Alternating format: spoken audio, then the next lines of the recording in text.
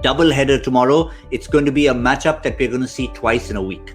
Twice in a week at the same venue. Delhi are going to be playing Kolkata in Ahmedabad twice in a week. So this is the first of the two fixtures. And well, again, in terms of the table, Harsha, I mean, we know they're separated at two ends of the table. Yes. Huge for Kolkata, this particular game.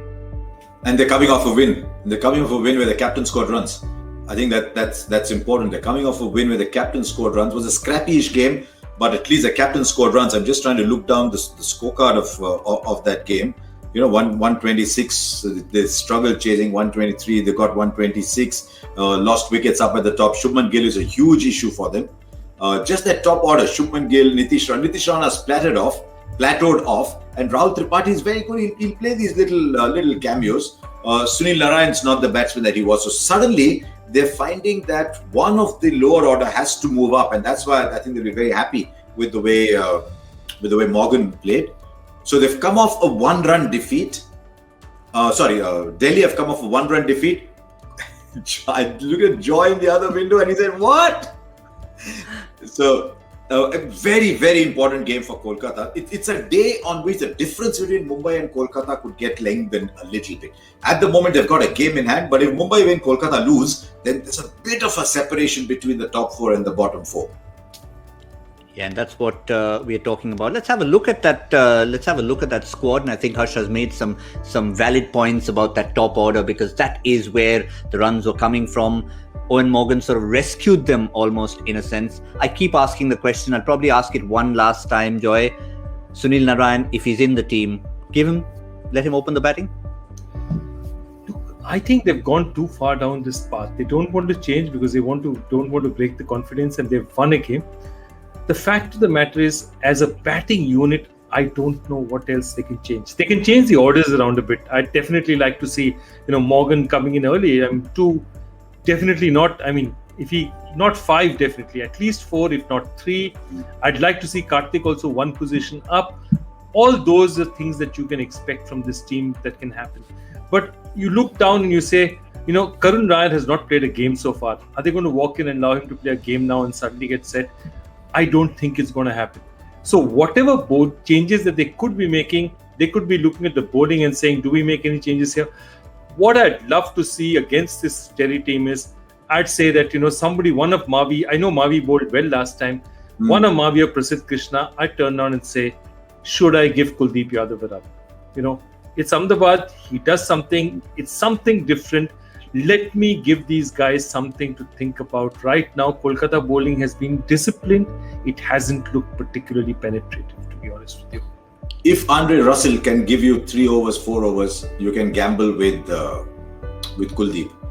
The other problem with someone like Sunil Narayan going top of the order is they play against Delhi. And even if they don't play Nokia, even if they play the same side, that's Rabada, Avesh, Ishant.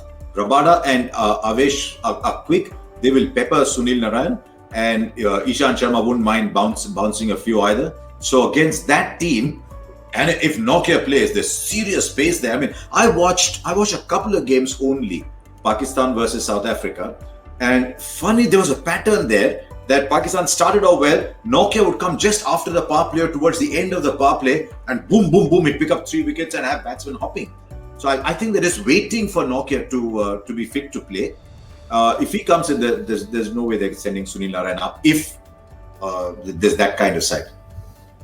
Well, there's one interesting one. There was one other option, a pace option for Kolkata and Lockie Ferguson, but I think that for the moment will have to wait with the balance of the team as it is. For Delhi... Lockie for Sunil Narayan? What do you think? Lockie for Sunil Narayan, I'd think about it. Because again, it's a front foot move. Again, it's an aggressive move, and I think Kolkata needs to be aggressive now. They can't play defensive. They need to be aggressive. I think Lockie for Sunil Narayan, that's the only place he can go. And that's the only logical change you can make, which can improve things. I'd also try and throw, somebody like Kuldeep Yadav in and say, okay, here's the mix. Let's take it. 2 new bowlers. Just give the Delhi batsmen a little bit to think about. Let's see what happens. Well, the inevitable question for Delhi has already been asked. Shall we try and answer it? Does Nokia make it into that 11 or doesn't he? On the assumption that the fitness issue has been dealt with. We saw Tom Curran early in the tournament. We saw Chris Wokes early in the tournament. Now we've seen Ishant Sharma come in and look so good. So you're not really tampering with those Indian bowlers. So if Nokia has to come in, there was one brief spot up for grabs, Harsha, in terms of Shimron Hetmyer. That just said goodbye last match. So the only spot left is Steve Smith. Correct. If Nokia comes in, then they have to play Rahane for Steve Smith. So and Nokia comes in for either Avesh or Ishant. Both of whom had a pretty decent game. I mean, I'm just looking at the scorecard of that game. How did those two go? Avesh 4 was 1 for 24, and Ishant 4 was 1 for 26. I mean, both of them are bowling all right. So they might just stay with that combination and give them one more game and say, let's just go a little harder up at the top. I mean, if Prithvi Shaw fires at the top, it's just a different side. Yeah, I just don't. And Steve Smith for me has not set the Sabarmati on fire as yet, or any other river that he's been on. No, and it's summer. There's not much of a Sabarmati left. There isn't much of a Sabarmati to look at either.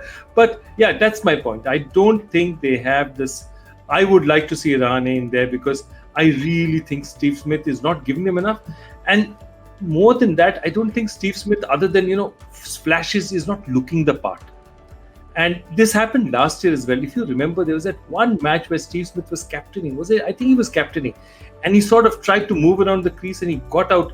And it was the way he got out rather than his getting out, which was a surprise. He seemed as if he was unsettled. He didn't seem like the master batsman he was. And I think Rahane deserves a chance at this point in time.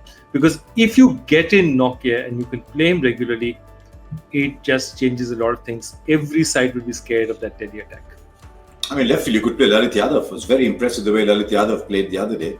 Actually, yes, you could play Lalit Yadav and not play Rahane at all. Exactly. You could play Lalit Yadav, move the batting units up one place, and it would work just as well.